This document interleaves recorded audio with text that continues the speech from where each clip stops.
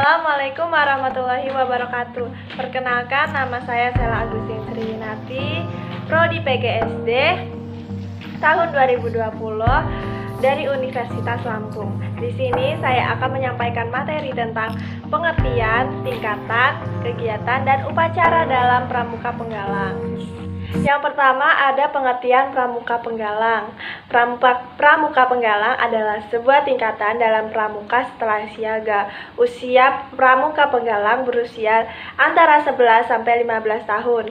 Disebut Pramuka Penggalang karena sesuai dengan kiasan pada masa penggalangan perjuangan bangsa Indonesia dalam memperjuangkan kemerdekaan Indonesia yang ditandai dengan peristiwa Sumpah Pemuda tahun 1928. Satuan terkecil dalam Pramuka Penggalang disebut regu dan kesatuan dari beberapa regu disebut pasukan. Setiap regu memiliki anggota 5 hingga 10 orang. Pramuka Penggalang dipimpin oleh seorang pimpinan regu. Pasukan yang terdiri dari beberapa regu dipimpin oleh seorang pertama yang dipilih oleh anggota regu itu sendiri. Yang kedua ada tingkatan Pramuka Penggalang. Nah, tingkatan Pramuka Penggalang itu dibagi menjadi 3. Yang pertama ada penggalang ramu, penggalang rakit, dan penggalang terap. Nah, yang pertama itu penggalang ramu. Penggalang ramu itu adalah mengiaskan sejarah perjuangan bangsa untuk mencari ramuan atau cara atau bahan-bahan. Nah, sedangkan penggalang rakit itu mengiaskan ramuan atau cara atau bahan yang kemudian yang sudah didapatkan itu dirakit atau disusun. Sedangkan pramuka terap itu mengiaskan bahan yang telah dirakit atau cara yang telah disusun yang kemudian akhirnya diterapkan dalam pembangunan bangsa dan negara. Nah, dari setiap anggota Pramuka yang Penggalang yang telah berhasil menyelesaikan syarat kecakapan umum atau yang kita sebut biasanya SKU, itu sudah berhak memakai tanda kecakapan umum sesuai tingkatan yang dikenakan pada lengan baju sebelah kiri di bawah tanda barung berwarna dasar merah TKU. Untuk penggalang berbentuk sebuah janur yang terlipat 2 dengan gambar manggar, yakni nama pohon bunga kelapa. Nah, kode kehormatan bagi Pramuka Penggalang itu adalah janji Trisatya dan Dasa Dharma. 3. Ada kegiatan Pramuka Penggalang. Kegiatan dalam tingkatan Penggalang adalah antara lain yang pertama ada jambore. Jambore adalah pertemuan Pramuka Penggalang dalam bentuk perkemahan besar dan diadakan bertingkat, yaitu ada jambore nasional, jambore daerah, jambore cabang, dan jambore ranting. Terus yang kedua itu ada lomba tingkat. Lomba tingkat itu adalah pertemuan regu-regu Pramuka Penggalang dalam bentuk lomba kegiatan pramukaan. Lomba tingkat dilaksanakan secara berjenjang mulai dari tingkat gugus depan, ranting, cabang, daerah, dan nasional.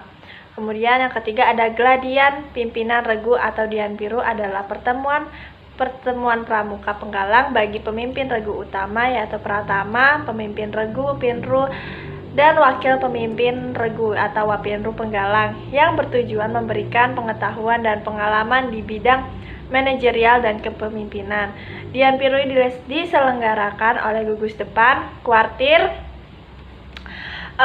ranting atau kuartir cabang, kuartir daerah, dan kuartir nasional dapat menyelenggarakan dianpiru apabila dipandang perlu.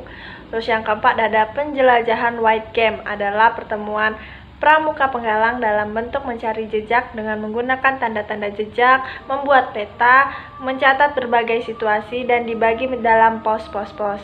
Setiap pos berisi kegiatan keterampilan kepramukaan seperti Morse, semapur, sandi, tali, temali, dan sejenisnya. Dalam membuat peta, Pramuka Penggalang memiliki teknik tersendiri seperti peta pita dan peta lapangan.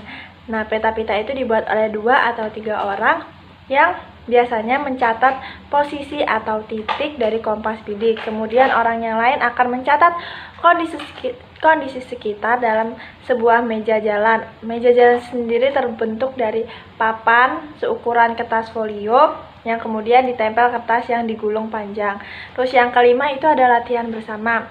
Nah, latihan bersama adalah pertemuan pramuka penggalang dari 2 atau lebih gugus depan yang berada dalam satu kuartir ranting atau kuartir cabang maupun kuartir daerah dengan tujuan untuk saling tukar-menukar pengalaman. Latihan gabungan ini dapat dilaksanakan dalam bentuk lomba seperti baris berbaris, PPK, senam pramuka, dan sejenisnya. Terus yang keenam itu ada perkemahan. Perkemahan itu adalah pertemuan pramuka penggalang yang dilaksanakan secara reguler untuk mengevaluasi hasil latihan di gugus depan. Terus perkemahan diselenggarakan dalam bentuk persami, perkemahan Sabtu Minggu, perjusami, perkemahan Jumat Sabtu Minggu, perkemahan liburan, dan sejenisnya. Terus yang terakhir itu yang ketujuh adalah Jambore on the air and Jambore on the internet. Yang keempat ada upacara pembukaan dan penutupan pramuka penggalang. Nah, sebelum mulai dan sesudah melaksanakan latihan dalam gerakan pramuka, wajib untuk melaksanakan upacara. Nah, upacara yang dilaksanakan sebelum kegiatan latihan dikenal dengan upacara pembukaan latihan yang biasanya disingkat dengan upabuklat, dan upacara yang dilaksanakan setelah pelaksanaan latihan dikenal dengan sebutan upacara penutupan latihan yang disingkat upatuplat. Nah, upacara ini bertujuan untuk membentuk moral yang baik, menanamkan jiwa patriotisme dan nasionalisme, membangun disiplin serta rasa cinta tanah air pada peserta didik anggota gerakan pramuka. Berikut ini adalah susunan atau rangkaian upacara pembukaan dan penutupan latihan untuk pramuka penggalang. Nah, yang pertama itu ada upacara pembukaan latihan pramuka penggalang. Perlengkapannya itu ada bendera merah putih, tiang bendera, terus teks Pancasila, teks Dasadharma. Terus untuk petugasnya itu ada pengibar bendera 3 orang, terus pratama atau pemimpin upacara, kemudian pembaca Dasadharma, dan pembina upacara. Nah, persiapannya itu yang harus dilakukan adalah tiap pemimpin regu mengumpulkan anggotanya dalam barisan bersaf sambil memeriksa kebersihan, kerapian, absensi, iuran, dan sebagainya. Untuk regu yang bertugas itu membagi tugas sebagai petugas upacara mempersiapkan perlengkapan upacara. Terus yang selanjutnya ada pratama, memanggil seluruh pasukan dengan membuat barisan angkare. Terus yang pratama, memeriksa kerapian barisan upacara. Kemudian pelaksanaan upacaranya itu pratama menjemput pembina upacara sekaligus laporan bahwa upacara pembukaan latihan siap dilaksanakan. Terus yang kedua, pembina upacara dan membantu pembina mengambil tempat di belakang tiang bendera. Penghormatan kepada pembina upacara. Pembina upacara melangkah 1 kali dipimpin oleh pratama diikuti oleh seluruh peserta upacara. Terus pratama menyerahkan pasukan kepada pembina upacara dan kembali ke tempatnya. Terus pengibaran bendera merah putih, penghormatan dipimpin oleh pembina upacara diikuti seluruh peserta upacara. Selanjutnya pembacaan teks Pancasila oleh pembina upacara diikuti seluruh peserta upacara. Kemudian pembacaan teks Dasadharma oleh petugas pembaca Dasadharma. Yang terakhir itu ada amanat, kata bimbingan dari pembina upacara, dan doa dipimpin oleh pembina upacara.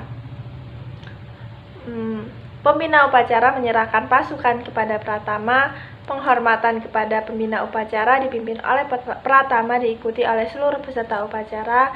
Pembina upacara meninggalkan lapangan upacara, pratama mengambil alih atau membubarkan pasukan. Upacara selesai dan dilanjutkan dengan kegiatan latihan. Kemudian yang kedua ada upacara penutupan latihan pramuka penggalang. Perlengkapannya itu ada bendera merah putih dan tiang bendera. Kemudian petugasnya itu penurun bendera 3 orang, pratama atau pemimpin upacara, dan pembina upacara. Persiapannya itu yang pertama ada tiap pemimpin regu mengumpulkan anggotanya dalam barisan bersaf sambil memeriksa kebersihan, kerapian, absensi, dan sebagainya. Kemudian pratama memanggil seluruh pasukan dengan membuat barisan angkare. Terus yang 3. Pratama memeriksa kerapian barisan upacara. Pelaksanaan upacara itu yang pertama ada Pratama menjemput pembina upacara sekaligus laporan bahwa upacara penutupan latihan siap dilaksanakan. Pembina upacara dan membantu pembina mengambil tempat di belakang tiang bendera. Penghormatan kepada pembina upacara. Terus Pratama menyerahkan pasukan kepada pembina upacara dan kembali ke tempatnya. Penurunan bendera merah putih. Petugas penurunan bendera terlebih dahulu hormat sebelum membuka ikatan bendera pada tiang. Penghormatan dipimpin oleh pembina upacara, diikuti seluruh peserta upacara. Amanat atau kata bimbingan dari pembina upacara. Doa dipimpin oleh pembina upacara. Pembina menyerahkan pasukan kepada Pratama. Penghormatan kepada pembina upacara dipimpin oleh Pratama, diikuti oleh seluruh peserta upacara. Pembina upacara meninggalkan lapangan upacara. Pratama mengambil alih atau membubarkan pasukan. Yang terakhir, upacara telah selesai. Yang dapat saya sampaikan, apabila ada salah kata saya mohon maaf. Dan semoga apa yang telah saya sampaikan dapat bermanfaat bagi kita semua. Terima kasih dan saya akhiri. Wassalamualaikum warahmatullahi wabarakatuh.